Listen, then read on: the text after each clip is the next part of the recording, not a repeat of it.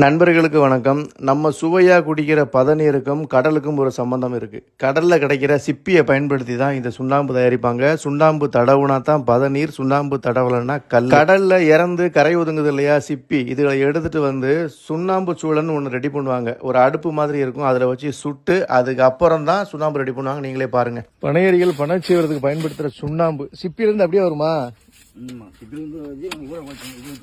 வாங்கிட்டு வந்து தண்ணி தெளிச்சு வச்சிருக்கீங்களா? அப்படியே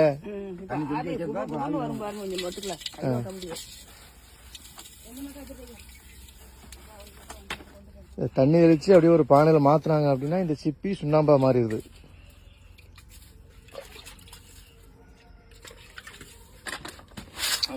தண்ணி படப்பட அந்த ஹீட்ல அப்படியே பொடியாகுதோ? இது எப்படி அந்த நம்ம சுண்ணாம்பு பூச்சி பண்ணுமே அது மாதிரி தானே ஐயாம பண்ணுவாங்கல்ல? காலவாசல்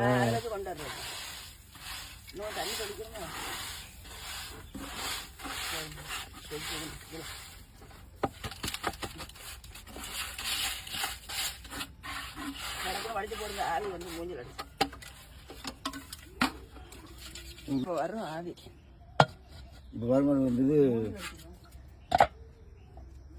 இந்த மண்பானை மூடி வச்சாங்க. இதுல இருந்து ஆவி சரசரன்னு வந்து அப்படியே சுண்ணாம்பா மாறிடும். சவுண்ட் கேக்குதா? கேஸ் மாதிரி அடிக்கும் பாரு. அப்பா, கேஸோட பயங்கரமா இருக்கும் போலயே. பள்ளி விழுந்துச்சு ஓடுது.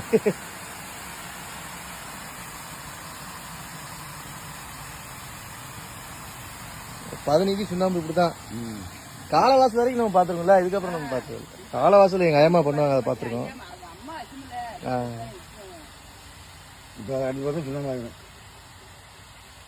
அப்படியே ஆவி வந்து அதுவே இதாயிருக்கேன்.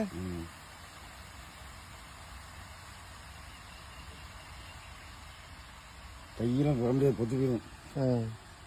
மூடி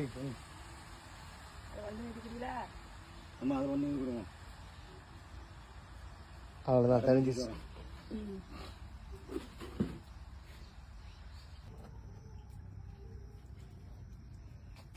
நல்ல டெக்னிக்கா இருக்கே.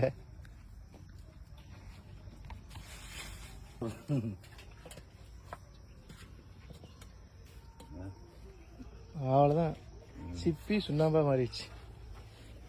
கொதிக்குது அது கொதிக்கும்.